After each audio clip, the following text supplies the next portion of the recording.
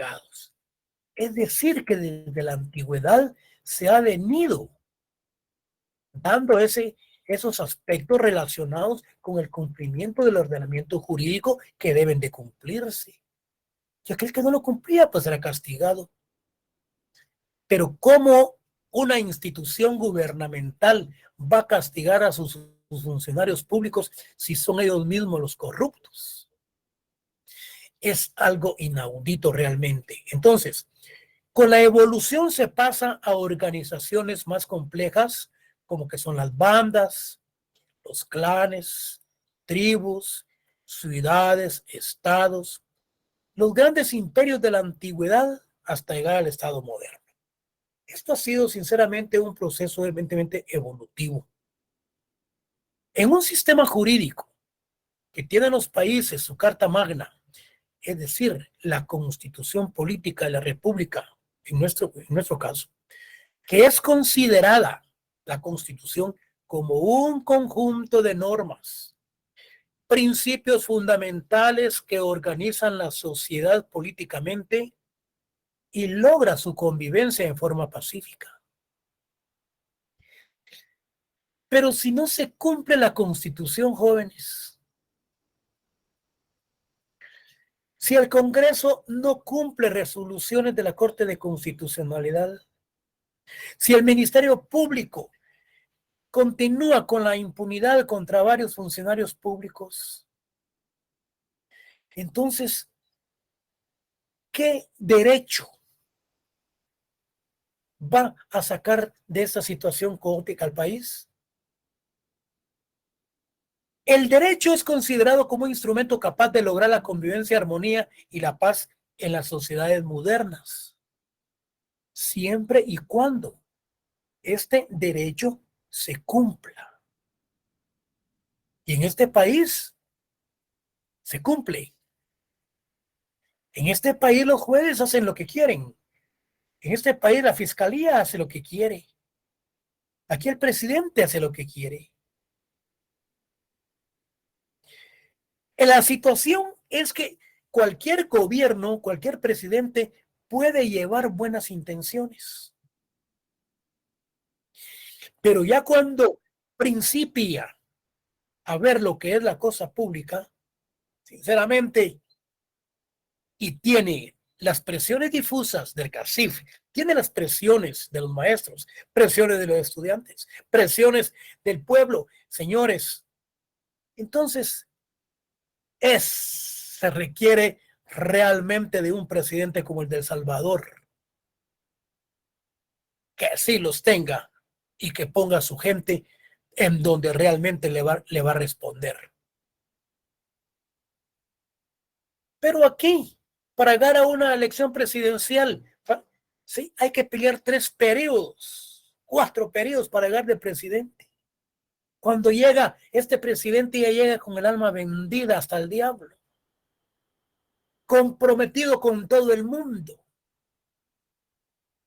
¿Qué solvencia moral puede tener para decir, aquí se va a cumplir la constitución política de la República? Una vez lo dice, al día siguiente el ejército le está dando el golpe de Estado. O si es posible, hasta el mismo pueblo. Las mismas instituciones, señores. Porque este es un caos. Ya este es un estado fallido. Entonces, el derecho es considerado como un instrumento capaz de lograr la convivencia, la armonía y la paz en las sociedades modernas. Fíjense, pues, vamos a meterle a esto que no nos va tiempo. El Estado, jóvenes, consiste en la organización de la sociedad, derecho organizado jurídica y políticamente, con la autoridad suficiente para imponer su poder soberano en base al derecho. Quiere decir que el Estado, a través de ese poder soberano, puede imponer el derecho y dar cumplimiento al ordenamiento jurídico, encauzar el proceso democrático en el país para que cese lo que estamos viviendo. Entonces, fíjense bien, pues, el derecho, ya lo mencionábamos, que el conjunto de normas, que el derecho es lo que nos permite actuar, es la voluntad de lo que nosotros queremos hacer sin perjudicarle el derecho de los demás. Es el derecho, independientemente del derecho adjetivo y del derecho sustantivo. Entonces, regula las actuaciones de los gobernantes. Por lo mismo, regula toda la actividad del Estado. Perdón, en sus relaciones institucionales y con los ciudadanos. Fíjense, por tanto, el derecho en manos de los gobernantes representa un poderoso instrumento de control y de dominación. Entonces, el derecho en manos de lo que son las cortes, la Corte Suprema de Justicia, el derecho en manos de la Corte de Constitucionalidad, el derecho en manos del Ministerio Público y en manos de quienes se encuentra, es un instrumento de control y es un instrumento de dominación. ¿Por qué? Porque demandan a quienes ellos quieren y en una forma selectiva, muchas veces. Bueno, continuemos. Miren pues, ¿por qué es que se viola? Se violan ese ordenamiento constitucional. ¿Por qué es que no se cumple? ¿Qué nos dice el artículo 152 de la Constitución? Miren pues, el ejercicio del poder público está sujeto a limitaciones de la Constitución y la ley. Definitivamente, tiene sus limitaciones ese poder público a través de la normativa jurídica que es la Constitución. Entonces el Estado, el gobierno, está limitado constitucionalmente para realizar ciertos actos de los cuales a ellos les viene sobrando. ¿Qué nos dice el artículo 154? Regula que los funcionarios son depositarios de la autoridad. Son responsables legalmente por su conducta social. Son sujetos a la ley y jamás superiores a ella. Ningún funcionario público es superior a la ley, de acuerdo al artículo 154. Aquí la Corte de Constitucionalidad resolvió aspectos relacionados con don Iván Velázquez. Y vino el presidente cómico y no cumplió la resolución de la Corte de Constitucionalidad. Cayó en desacato. Pero a él no se le, yo creo que no procedió el antejuicio. Y lo declara todavía non grato al señor Iván Velázquez, este señor, sencillamente porque tenía preso al hijo y al hermano, por extender facturas falsas a la SAT. Entonces, él se creía superior a la ley y actualmente el hijo va para diputado y el hermano va otra vez para presidente de la República. Esto es inaudito, señores. Esto causa risa, pavor, esto causa pena. Entonces, el artículo 154 dice que los funcionarios son depositarios de la ley y que están sujetos a la misma y no son superiores a la ley. El 155 establece que cuando un funcionario o trabajador del Estado en el ejercicio de su cargo infrinja la ley en perjuicio de particulares, el Estado o la institución estatal a quien sirve será solidariamente responsable por los daños y perjuicios que se causaren. ¿Qué funcionario público está demandado, está preso en este gobierno? Andan ya libres, absueltos, con medidas. Miren el tramo de Chimaltenango. Ahorita están dictando orden ya levantando y revocando la orden de detención del juez que fue el que dio la orden hasta creo que de falta de mérito en contra de ese ministro de esa época.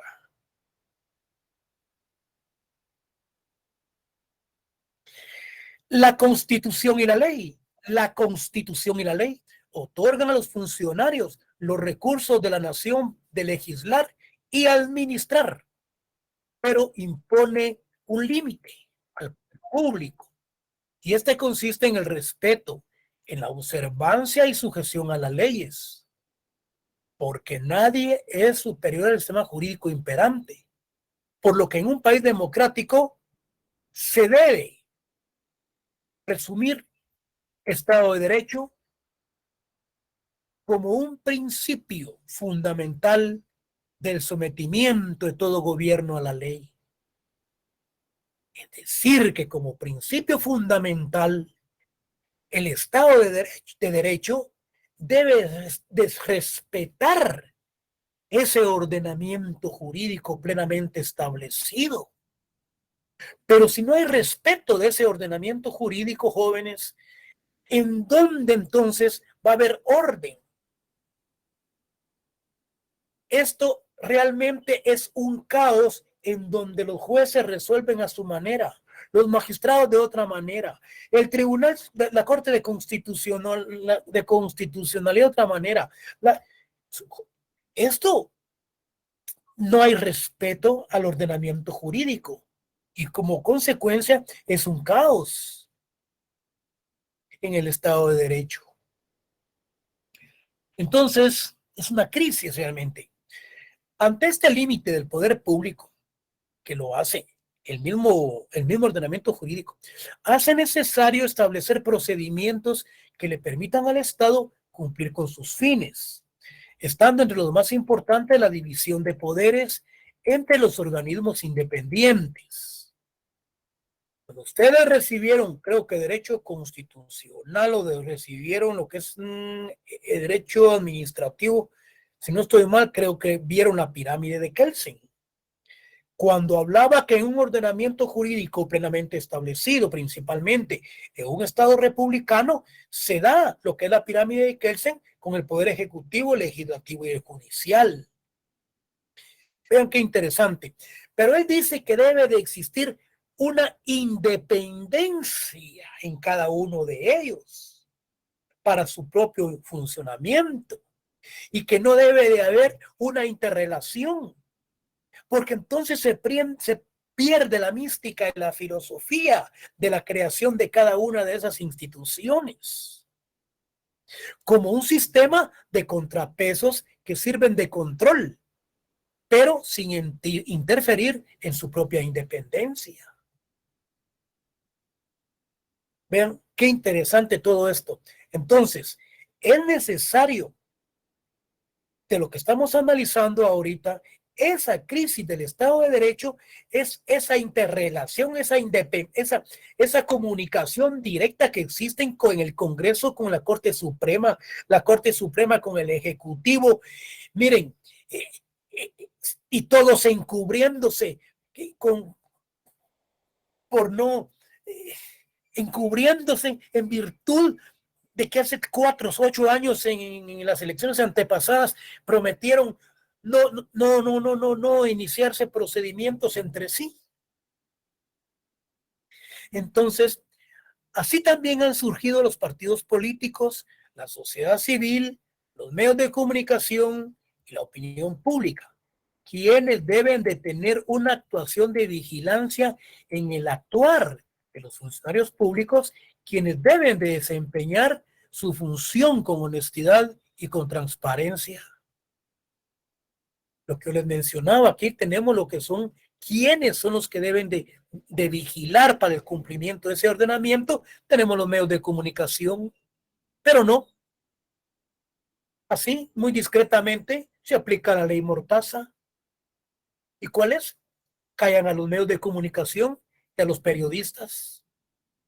Callaron al periódico. ¿Por qué? Porque el periódico era un medio de comunicación que era el que tenía actualizado al pueblo de Guatemala con todos los desmanes de este gobierno y de los anteriores. Surgen momentos en la sociedad en los que se observan fenómenos como, fíjense, como las movilizaciones de campesinos, indígenas, invasiones de propiedad privada, movilizaciones de maestros, estudiantes, proliferan maras, la extorsión, el crimen organizado, el narcotráfico, el lavado de dinero, que el ciudadano induce a creer que existe una crisis del Estado de Derecho. Aquí no es cuestión de creer, el ciudadano le induce que existe. Y vamos a poner algo que el ciudadano le induce que existe a creer que existe una crisis del Estado de Derecho. Definitivamente, jóvenes, no es de creer. Adelante se compone esto. Cuando se dan esos casos concretos, amerita entonces la intervención inmediata de las fuerzas de seguridad, las instituciones encargadas de velar por el orden, el cumplimiento y la aplicación de la ley. Pero si las fuerzas de seguridad jóvenes, hay más de 500, 450 mafiosos, policías presos por corrupción, por pedir mordida, por secuestro. Hay más de 400. Y el ejército, con medio de sus funciones, de sus generales y sus instituciones altas, involucrados en el narcotráfico. Es una situación realmente que hay que poner orden. Pero para ello el próximo presidente debe de llevar su equipo de trabajo. Y no como lo hizo el cómico este que llegó sorpresivamente, que jamás pensó que iba a llegar a la presidencia. Agarró un funcionario de aquí, lo pasó para acá. Él armó su gobierno, sus ministerios, con gente de la cual le iba proponiendo el CACIF y altas autoridades en donde estaban comprometidas. Pero él jamás llevó un equipo de trabajo.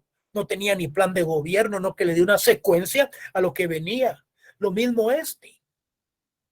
continuó con lo que venía, que era un acto de corrupción desde Pérez Molina, el payaso y el actual. ¿Quién le va a poner aún hasta aquí a esta situación? Y si ustedes miran a los candidatos, son los mismos. Sus esposas, sus hijas, sus amantes. Es lo mismo. ¿Qué valor el de Alfonso Portillo? ¿Qué valor el de Valdivia? Miren, no tienen respeto a la ciudadanía. Tienen un cuero que, como dijo un amigo, Valdizón dice que en un entierro se cree tan importante, dijeron que él quería ser el muerto. Imagínense ustedes. Que él iba a llevar la selección al mundial. Es que, y el pueblo todas se las cree, por Dios. Por eso están ustedes aquí recibiendo esta cátedra. Que no es cátedra, esta es una conferencia la que estamos impartiendo. Por eso que ustedes están en la universidad. Hace 20 años, al ejército, al ministerio del ejército, ese ministerio y al gobierno no le permitía gente inteligente. Ellos querían que solo hubiera gente neófita y tonta para poder hacer lo que ellos quisieran. Porque decían que tener gente inteligente para ellos era un problema. Entonces, se nos han abierto los espacios. Nosotros entonces, si vamos a participar en política, pues llevemos una consigna.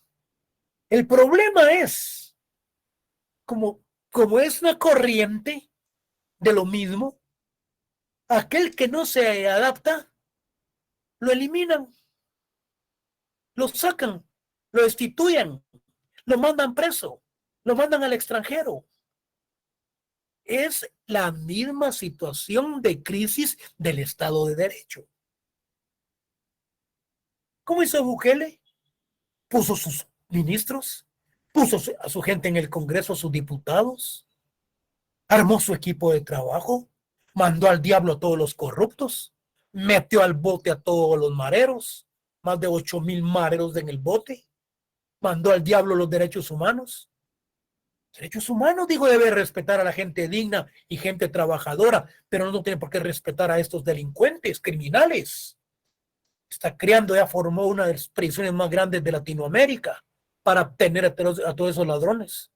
Y yo les aseguro que vuelve a ganar esta elección. Cuando se dan en casos concretos, ameritan la intervención inmediata de las fuerzas de seguridad y las instituciones encargadas de velar por el orden y el cumplimiento y la aplicación de la ley. Una Corte Suprema, con ese poder que tiene, es el poder para la aplicación de la misma en un sistema eminentemente democrático. Un Congreso actuando con sus independencias y con sus bancadas. Nada de que yo me paso para acá y aquí va el sobre debajo de la mesa. Cada gobierno, señores, se lleva a los diputados que quiere para que le aprueben sus proyectos de ley. Y lo cual está regulado, dice la fuga de diputados.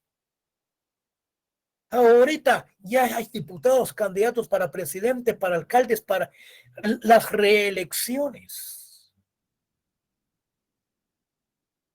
¿Por quién vamos a votar ante esta situación?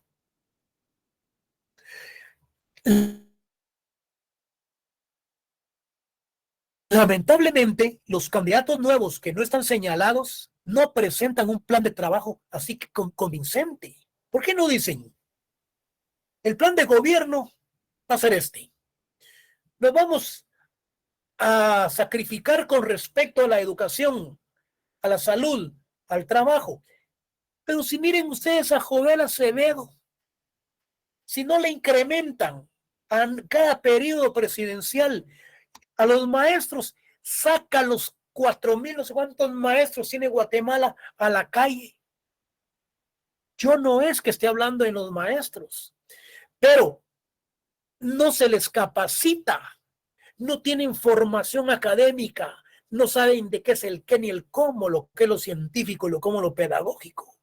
¿Qué hacen los maestros metidos en la montaña?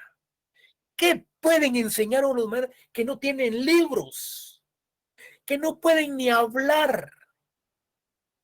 ¿Qué enseñanza les puede dar a los niños? Y año con año, cada periodo, el incremento salarial. Una gran coacción difusa social del parte del magisterio en contra del gobierno. Y si no se les incrementa, ahí van todos los maestros a manifestar. Es algo joven. Yo no me aparto de los incrementos salariales. Yo soy parte de las evaluaciones que se hacen a los maestros. En la universidad, año con año, nos evalúan. El coordinador, el jefe de área, los estudiantes, todos. Y aquel maestro que no llena el requisito, pues se le manda a capacitarlo para que se forme y que enseñe, que aprenda a enseñar a los estudiantes, a futuros profesionales. Porque hay unos que dicen que es primera vez que van a dar clase y que juntos va con ustedes, voy a ir estudiando. Señores, así no es la cosa. Entonces, cada candidato, muchos tienen muy buenas intenciones, pero ninguno ha dicho, mire, yo llevo de ministro de Economía a fulano de tal, llevo de ministro de Educación a fulano de tal, yo llevo de ministro de Economía a fulano de tal. Señores, estamos viendo el equipo de trabajo que lleva este candidato, pero ¿por qué no lo dicen? Por estrategia, dicen ellos. Pero debieran de decirlo. Si ganan, en buena hora. Si pierden, pues realmente pues el pueblo no los aceptó. O bien pudo haber fraude. Entonces, cuando se dan en casos concretos, decíamos, Bueno, sigamos. Es aquí donde es necesaria la reacción inmediata del Estado para que los ciudadanos que transgredan la ley sean capturados y sean procesados legalmente para lograr el fortalecimiento del Estado de Derecho y no llevarlo a todos estos fenómenos. Si José Luis Benítez fue ministro de Comunicaciones, de Infraestructura, de Comunicaciones e Infraestructura, señores, si a él se le incautaron 223 millones, creo, en Antigua Guatemala de quetzales, y con maletas, hasta con su nombre, que él ingresaba de España, hoy anda gozando con una medida sustitutiva que le dio el juez. Y el otro que le iba a declarar falta de mérito al otro juez que le revocaron la orden de aprehensión. Entonces, yo no me aparto, por ejemplo, que el juez de Rubén Zamora, el presidente del periódico, yo no me aparto que el licenciado Castañeda, pues, haya aceptado los hechos, aceptación de cargos, aceptación de los hechos de los cuales estaba involucrado, que estaban en evasión de impuestos, porque estaban facturando, estaban negociando un contrato. En virtud de ello, que está detenido Rubén Zamora y su abogado Castañeda. El abogado Castañeda dijo, bueno, dijo, yo participé, dijo, en el asesoramiento de Rubén Zamora con respecto a estos contratos malévolos, y que realmente, pues, yo estoy arrepentido de lo que se dio y acepto mi participación y le pido disculpas al pueblo de Guatemala. Bueno, conclusión, pues, la ley es la ley, lex dura lex, y ahí sí que no hay para dónde. Creada la ley, hecha la trampa, creada la ley, hecha la trampa, creada la ley. Bueno, entonces, se le dicta a él una prisión de 3 años y se le da una medida con la caución económica de 5 pesos, 5 quetzales diarios por 3 años. No pagan ni los 8,000 y ya está, anda libre. La ley se lo ha permitido y los mismos congresistas criaron esa aceptación de hechos porque ellos saben que llevan el mismo camino y para no estar presos crearon esa trampita a la misma ley para que se les detiene, acepta los hechos y ya iban para afuera. Entonces, la crisis es negativa para toda la sociedad organizada políticamente. Ante los citados fenómenos sociales que pueden aparentar la existencia de crisis en el Estado de Derecho, es el momento oportuno en que los funcionarios públicos, en cumplimiento del mandato constitucional de gobernar, deben reaccionar aplicando las normas jurídicas que le proporciona el sistema jurídico guatemalteco para resolver cada fenómeno social en particular, ya que no se puede permitir que ciertos grupos que actúan en defensa de sus derechos violen los derechos del resto de los miembros de la sociedad.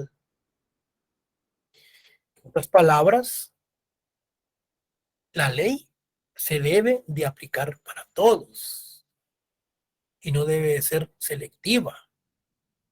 Esta aplicación de la ley en cada caso concreto no ha permitido el fortalecimiento del sistema jurídico guatemalteco y no ha dado credibilidad a las instituciones encargadas de mantener el orden público, por lo que hemos llegado a una crisis del Estado de Derecho. Es increíble la situación por los mismos órganos del Estado que tampoco ellos cumplen constitucionalmente, porque los mismos funcionarios públicos como que no supieran el ordenamiento jurídico, como que no leyeran la columna vertebral de ese ordenamiento jurídico que es la Constitución. Entonces, en nuestro caso particular, jóvenes, actualmente el Estado, fíjense, es cómplice de la situación caótica por la que atraviesa por haberlo cooptado, ya que está tocando fondo, llegando a un Estado de Derecho prácticamente fallido. Bueno, vamos, hoy llegamos a las 7, 6:30. Los elementos básicos, fíjense, ya lo vimos en una de las clases anteriores. Cuando hablamos de que cómo se conforma el Estado, decíamos que el Estado es una sociedad humana que se establece en un territorio determinado y que a la vez pues tiene personalidad jurídica, etcétera, etcétera. Entonces, los elementos básicos que conforman el Estado de Derecho son el gobierno, el pueblo, el territorio. Está regulado con base a un Estado de Derecho que lo legitima y que basa su organización en la división de poderes, ejecutivo, legislativo y judicial.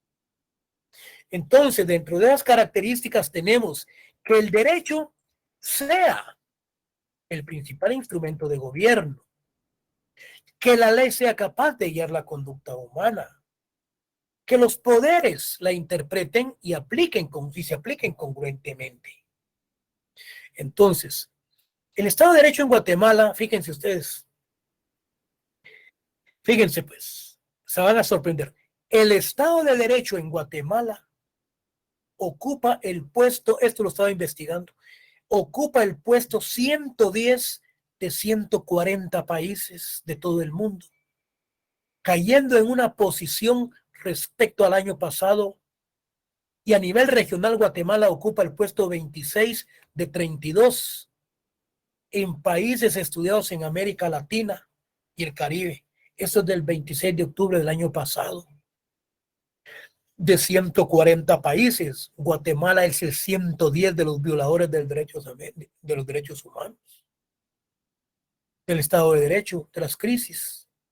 En América Latina, de los 32, él es el 26. Solo le quedan como 5 para ser el campeón. Entonces, hay estadísticas. Aquí nadie se está inventando el agua azucarada, la limonada. Hay estadísticas. La crisis del Estado de Derecho, desde luego, es temporal, de transcurrir el tiempo, y a la vez es de desorganización. Aquí sería trastorno. Vamos a poner. Porque la crisis del Derecho es temporal, es de trastorno y desorganización. Está caracterizado básicamente por una incapacidad de la persona para manejar desde luego lo que es principalmente el gobierno.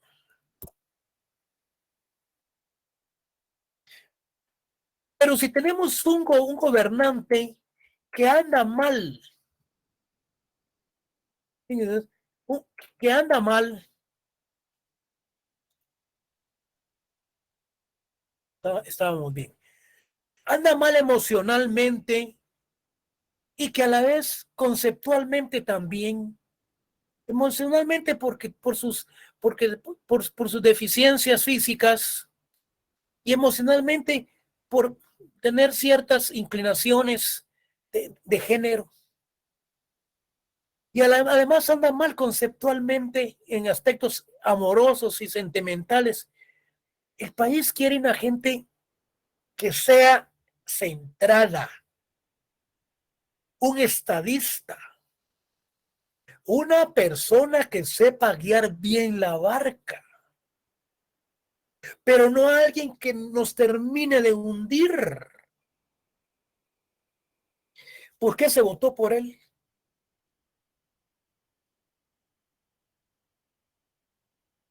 Es la pregunta. Sinceramente no había otro.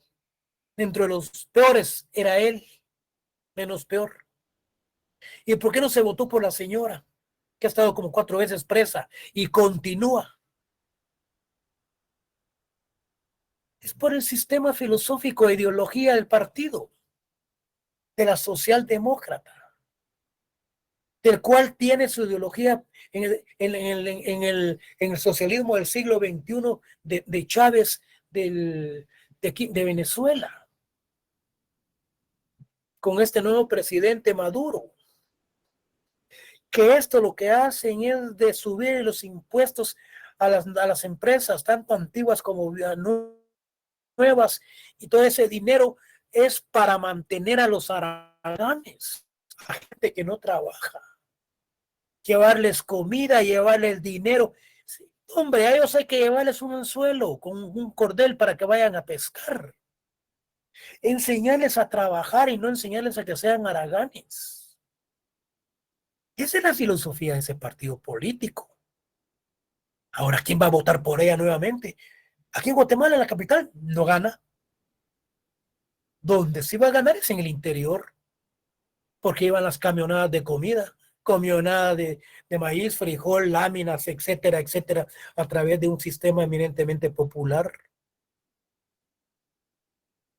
Entonces, las situaciones son particulares, utilizando métodos acostumbrados para la solución de problemas que le llevaban a lograr resultados importantes. Es decir, entonces, que cada gobierno lo que ha hecho es darle continuidad. Han utilizado las costumbres de los gobiernos anteriores para ir solucionando los problemas así parchados. Guatemala presenta altos grados de violencia e inseguridad en altas tasas de homicidios, femicidios, delitos contra la integridad física de las personas y contra la propiedad. La criminalidad es resultado de un largo proceso de debilitamiento institucional, marginación y desigualdad. ¿Eso qué implica? La crisis, jóvenes.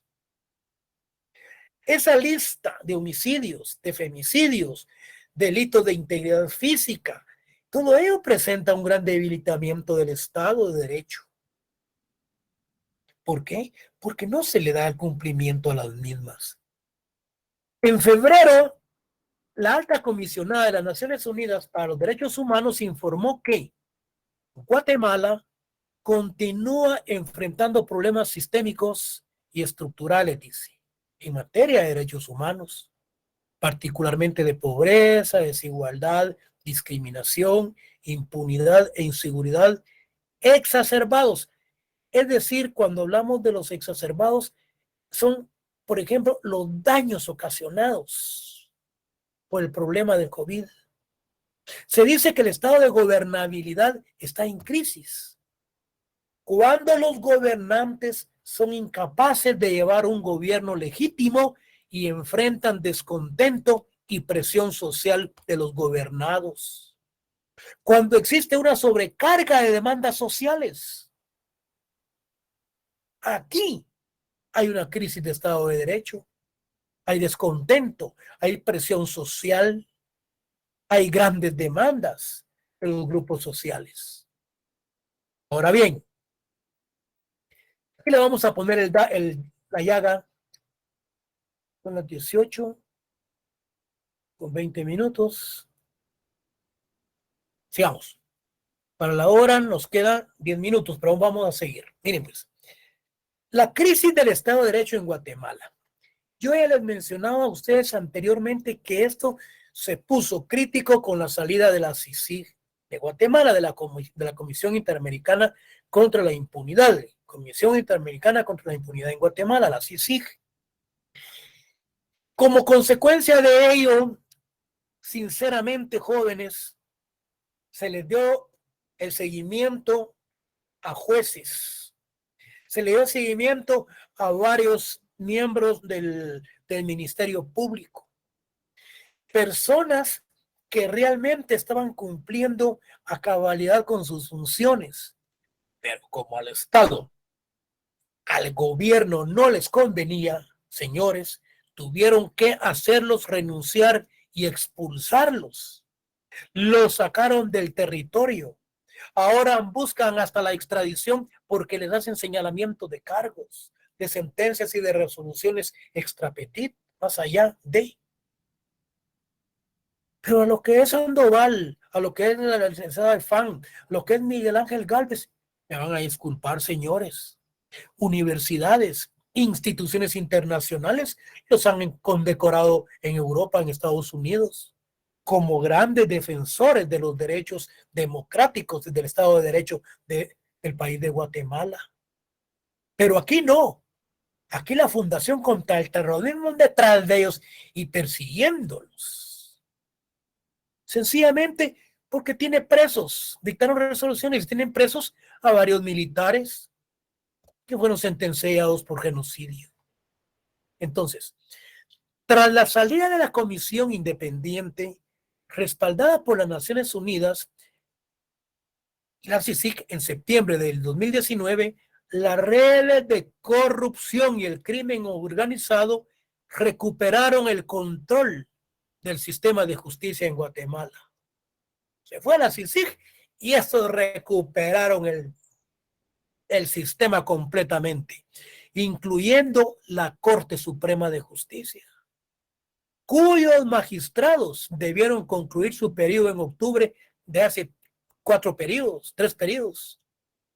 Imagínense cuánto se está llevando cada uno de ellos.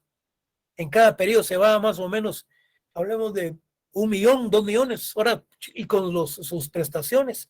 Bueno, estos grupos criminales ejercen enorme influencia sobre una mayoría de los miembros del Congreso de la República, sobre magistrados, sobre jueces, incluyendo la Junta Directiva del Congreso, y cuentan con el apoyo del presidente de la República, de las cámaras empresariales, CACIF.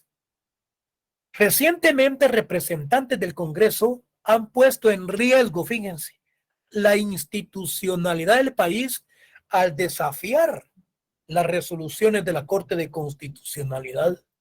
El Congreso de la República no le dio cumplimiento a resoluciones de la Corte de Constitucionalidad con respecto a la elección de magistrados a la Corte y a las Cortes, que corresponden hacer al Congreso de la República de Guatemala. ¿Por qué? Porque la lista de candidatos a esas Cortes fue negociada por diputados y representantes de un grupo criminal bajo la dirección de Gustavo Alejos, un alto funcionario de un gobierno anterior del periodo 2008-2012, quien estuvo preso por traficar influencias para agenciarse de contratos públicos ilegales y fue señalado por corrupción por el Departamento de Estados Unidos. Me explico. Gustavo Alejos se encontraba detenido, estaba en prisión, pero los jueces lo reportaron supuestamente que estaba enfermo y lo trasladaron a un hospital. En el hospital llegaron jueces, llegaron magistrados, llegaron diputados a negociar con él sus propias plazas. Cuando se dio cuenta el Ministerio Público, inmediatamente cambiaron a Gustavo Alejos y lo trasladan a Matamoros, a un centro de estos, y lo peor, que deja perdido bajo la almohada una lista de todos los diputados que lo llegaron a ver. Y estos eran los diputados que no se querían permitir, no se querían adaptar y no se querían, por no ser idóneos, para ser diputados al Congreso. Ese fue uno de los problemas que trajo como consecuencia el Estado fallido a Guatemala. Entonces, la negociación incluyó entrevistas en un hospital donde se encontraba recluido Alejos, bajo arresto domiciliario, por motivos de salud. Esas reuniones fue con políticos y muchos aspirantes, algunos de ellos actualmente jueces y magistrados. Para prevenir la elección de esos candidatos, la Corte de Constitucionalidad ordenó al Congreso que se excluyera de la lista de elegibles aquellos que carecieran de la idoneidad y la honorabilidad que establece la Constitución.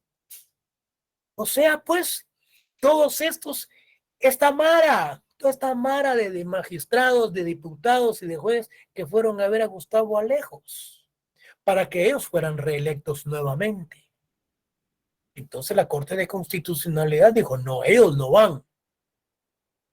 Entonces, esto generó una demanda de parte de un candidato a la Corte Suprema.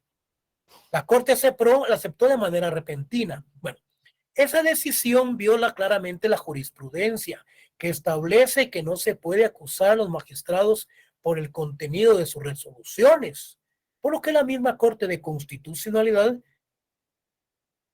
suspendió la denuncia. Es un acto de desacato a la Comisión Permanente del Congreso, siendo a su expresidente Alan Rodríguez, del mismo partido de Yamatei. Continúo con la acusación contra la Corte de Constitucionalidad, a pesar de haber quedado sin efecto. Ante esto, la Corte dictó la desobediencia al Congreso al decretar que se había cometido un delito, porque el Ministerio Público había encauzar penalmente a los diputados que desacataron la orden. Diputados no acataron la orden del Ministerio Público. La fiscal general, en lugar de acusar únicamente, fíjense ustedes, a los miembros del Congreso que desobedecieron la resolución, acusó también a los magistrados de la Corte de Constitucionalidad, a sabiendas de que las denuncias presentadas contra estos magistrados van contra la jurisprudencia del país. Que se han sentado precedentes, han habido otros casos similares y parecidos, a lo cual se les llama la jurisprudencia, entonces no era procedente. Y esto es contradictorio a tal grado que la fiscal general, mientras perteneció, fíjense, como suplente en la Corte de Constitucionalidad, firmó resoluciones donde respalda los criterios judiciales que ahora decidió ignorar. La sentencia de la Corte de Constitucionalidad le ha dado lugar que a esta reacción inusitada del Congreso fue derivada de una acción de amparo que la misma fiscal promovió. Lejos de resolver la crisis, fíjense ustedes, generada por la elección de las Cortes, las acciones de la fiscal ponen en duda su imparcialidad e incrementa la tensión, con la solicitud de antejuicio contra más de 100 autoridades, entre diputados, magistrados, y el asunto se complica aún más. Todo esto que estamos viendo es porque está inmerso en una crisis del Estado de Derecho en la que vive Guatemala. Entonces, desde los diversos grupos del crimen organizado y sus voceros, se ha concretado una estrategia jurídica mediática. Es decir, tienden a criminalizar, tienden a crear una situación en donde realmente se complica una situación mediática y política contra quienes han abanderado la lucha contra la impunidad. ¿Quiénes los han abandonado? Porque los han sacado del territorio. Entre ellos, Francisco Sandoval, la jueza Ifán, los anteriores magistrados de la Corte de Constitucionalidad, magistrados disidentes de la Corte Suprema anterior, tenemos al Procurador de los Derechos Humanos, a Jordan Rodas, y varios activistas. Intentan montar casos para sentar precedentes contra quienes se enfrentan a los grupos criminales, por lo que es importante el respaldo internacional a estos actores. Algo muy importante. Entonces, dentro de la sociedad civil despierta preocupación que la única persona que no tiene ningún cargo y que ha sido denunciada y que no ha sido denunciada junto al resto de funcionarios ha sido Helen Mann. ¿Qué vamos a poner? Quien fue galardonada por el premio Nobel Reitz Lieber Howard. Valga la propaganda, por su trabajo en favor de la justicia. Esto implica alta vulnerabilidad, pues al ir en contra de ella, dejan clara que no se tolerarán críticas ni libertad de asociación. Actualmente ha sido galardonado el fiscal Sandoval, la jueza Efán y el juez Gálvez a nivel internacional en los Estados Unidos. Y entramos ya para concluir, creo, como dijo César Barrientos. César Barrientos fue magistrado de la Corte Suprema de Justicia, en donde se cometió suicidio, si no estoy mal, creo que fue en Mazatenango. Bueno, no viene el caso, pero su hijo, pues, pertenecía a una estructura de trata de personas y por las mismas presiones difusas sociales él se vio presionado y seguramente cometió este hecho. Entonces, él dice que el Poder Judicial, dice, y el Estado de Derecho se presenta como una crisis permanente en que vive la sociedad guatemalteca, por lo que mediante el funcionamiento de un sistema de justicia efectivo, dice, a cargo de jueces sometidos a la Constitución y a las leyes y capaces, dice, de concretar el derecho igual a los que gobiernan como a los gobernados. En ese contexto, la propuesta de un verdadero poder judicial, dice, se convertiría en el alma, dice, y motor de la profundización democrática, ya que sin justicia la democracia carece de suficiencia para existir por sí misma. Entonces, el poder democrático, el poder constitucional, el poder de los jueces, el poder de las leyes enmarcadas en la Constitución, ese es el alma y motor de la profundización de una democracia para el funcionamiento de un Estado de Derecho. La comunidad internacional, bueno, debe de estar alerta de lo que ocurre en Guatemala. El secretario de la OEA podría convocar el Consejo Permanente para evaluar colectivamente dicha situación, ya que la Carta Democrática Interamericana lo permite. Incluso si fuera necesario, sin el consentimiento del gobierno de los estados aludidos. La OEA no debe esperar a que se produzca un rompimiento total del orden constitucional y democrático para que ellos actúen. El Congreso de los Estados Unidos ha asignado significativos fondos para la seguridad y la justicia, y ellos pueden verse comprometidos con un ministerio público carente de independencia y con un rumbo que no muestre un firme combate a la corrupción y al crimen organizado, ya que se encuentra ganando espacios dentro de la administración de justicia. Esta es la verdadera realidad, jóvenes, de la crisis del Estado de Derecho por la que está pasando el Estado de Guatemala.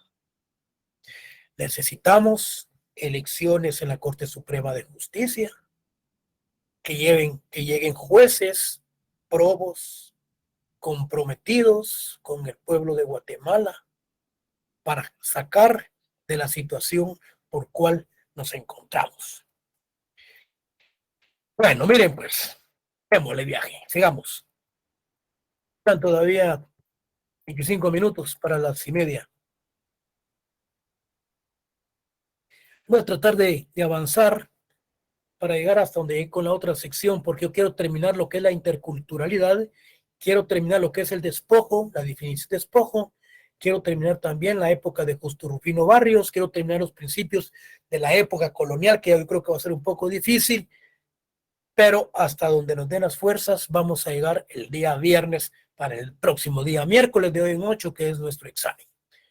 No se preocupen, jóvenes, que estas son cátedras magistrales, que estas son cuestiones con tipo conferencias, en donde no va a haber pierde el día del examen. Porque si yo les pregunto, si yo les digo a ustedes, fíjense pues, pregunta de examen.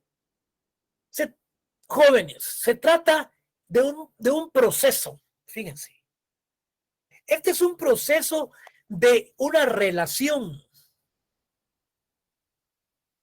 Pero como son varias las instituciones que existe esa relación, vamos a hablar entonces de una interrelación. Es un proceso de interrelación, por ejemplo, entre varias culturas. Vienen los grupos étnicos del Perú, del Ecuador, de Costa Rica, de Nicaragua, a Guatemala con nuestros grupos étnicos. Se reúnen y dialogan a través del derecho consuetudinario, y ese intercambio de culturas jóvenes en donde se expresan en igual de condiciones, sin ninguna supremacía, sin ninguna discriminación, sino que en igualdad de condiciones para aprender una de la otra, sin ofensas, ni egoísmos, ni prejuicios, ni imparcialidades, ni exclusiones. Existe ese proceso de interrelación entre las culturas de las diversas sociedades. Y a ese proceso de interrelación de las culturas de los diversos grupos sociales, aprendemos.